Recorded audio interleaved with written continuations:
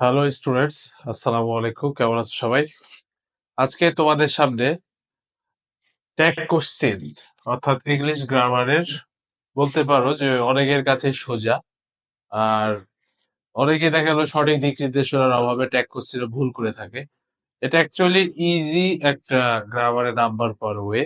তো জাস্ট এখন যারা এসএসসি পরীক্ষা দিবে 2024 এবং 2025 যারা দিবে, তাদের জন্য আমি ভিডিওটি তৈরি করছি। কারণ দেখা গেল যে শেষ মুহূর্তে তোমরা যদি দেখে ফেলো, তাহলে দেখা গেল আবার রুলস গুলো তোমাদের রিভিশন হয়ে যাবে। তো প্রথমে দেখো, ট্যাকোসির শব্দের অর্থ অ্যাকচুয়ালি জুড়ে দেওয়া, প্রশ্ন জুড়ে দেওয়া। প্রশ্ন জুড়ে দেওয়া মানে যে দেখো এখানে লিখেছি হি ইজ আ লায়ার, এটা একটা, এখান থেকে একটা লাস্টে প্রশ্ন জুড়ে দেওয়া হয়েছে, ইজন্ট হি। এখন প্রশ্ন হলো যে এই যে ইজেন্ট হি লিখলাম, এটা আসলে কিভাবে লিখবো, বা এই প্রসেস গুলোই হলো ট্যাকোসির নিয়মের মধ্যে পড়ে। তো প্রথমে আমরা রুল নাম্বার 1, সেন্টেন্স এ যদি অক্সিলারি ভার্ব থাকে তাহলে তার সাথে নট যুক্ত করতে হয় এবং সাবজেক্টের প্রোনাউন বসে সবসময়। মনে রাখবা, সাবজেক্টের প্রোনাউন বসে, কখনোই নাম বসবে না। তাহলে দেখো, he is a liar, isn't he, কারণ ইজ হলো এখানে একটা অক্সিলারি ভার্ব। আর এই অক্সিলারি ভার্ব হওয়ার কারণে, এখানে ইজের সাথে আমরা নট বসিয়েছি এবং হি হলো সাবজেক্ট, এখানে প্রোনাউন হিসেবে আছে, তাই প্রোনাউনটা আমরা বসিয়ে দিয়েছি। তবে এখানে কিছু জিনিস মনে রাখবা, যে এই যে অক্সিলারি ভার্ব আছে, এই সবগুলোর সাথেই যেভাবে শুধু ডট বসে যাবে হুবহু, তা কিন্তু না।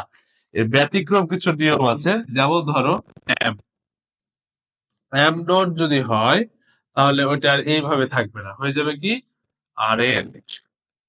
ঠিক আছে, কি হবে? আর এন হবে। এরপরে দেখো, উইল নট যদি থাকে, তাহলে আমরা বসাবো ওন্ট। ঠিক আছে।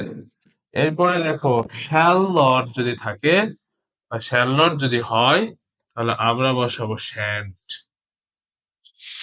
এরপরে আরো একটি আছে, ফ্রোজেন টু।